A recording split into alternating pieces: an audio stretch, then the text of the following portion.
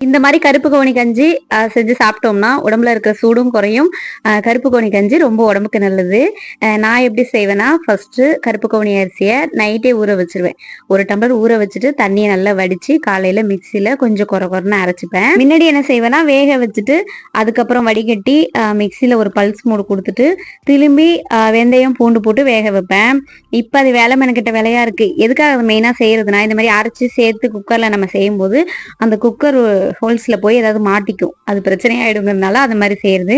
முக்கியமா நம்ம ஊற வச்சு வேக வச்சா மட்டும்தான் சீக்கிரம் அந்த கருப்பு கவுனி அரிசி வேகும். கொரனா அரைச்ச கருப்பு கவுனி அரிசியை குக்கர்ல சேர்த்து தண்ணி ஊத்திட்டு கூட வெந்தயம் நல்லா நிறைய ஒரு கை அளவுக்கு பூண்டு உரிச்சு போட்டு உப்பு போட்டு ஒரு 5-6 விசில் விட்டுடணும். அதுக்கப்புறம் இறக்கி வச்சுட்டு கொஞ்சம் திக்கான தேங்காய் பால் ஊத்திட்டு நல்லா கடைஞ்சி குடிச்சிங்கன்னா சூப்பரா இருக்கும் இந்த கருப்பு கவுனி கஞ்சி. கண்டிப்பா ட்ரை பண்ணி பாருங்க. வியாழக்கிழமை அன்னைக்கு காலையில கருப்பு கவுனி கஞ்சி வச்சு குடிச்சிட்டு மதிய சமையலுக்கு சொரைக்காய் போட்டு அப்படியே 1 பாட்டை குக்கர்ல கூட்டுக்கறி வச்சுட்டேன். இதுக்கு அப்பளத்தை பொரிச்சிக்கலான்ட்டு. வியாழக்கிழமை வீடியோல மிளகாத்தூள் அரைப்போம் இல்லையா, அப்போ வந்து நான் சொல்லியிருப்பேன் ஒரு காயை பத்தி, இந்த காயை பத்தி சொல்றேன் அப்படின்னு சொல்லியிருந்தேன் இல்லையா, அந்த காய் தான் பூனைக்காளி விதை. இது வந்து பால்லயே நல்லா வேக வச்சுட்டு வடிகட்டி சூடா இருக்கும் போதே தோலை உரிக்கணும். ஆறுனதுக்கு அப்புறம் உரிச்சோம்னா திரும்பி அந்த தோல் ஒட்டிக்கும், அந்த மாதிரி தன்மை கொண்டது. இந்த விதை வந்து நரம்பியல் சம்பந்தமான எல்லா பிரச்சனைகளுக்கும் சரி பண்ணும், உடம்புக்கு ரொம்ப தெம்பா இருக்கும். நான் அதிகமா நாட்டு வைத்தியம் இந்த மாதிரி எல்லாம் செஞ்சுக்க மாட்டேன், அவங்கதான் இதெல்லாம் சாப்பிடுவாங்க.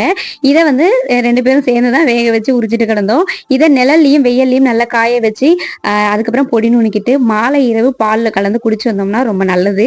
உங்களுக்கு தேவைப்பட்டுச்சுன்னா நீங்க சர்ச் பண்ணி பார்த்துட்டு கண்டிப்பா ட்ரை பண்ணி பாருங்க. Okay friends, next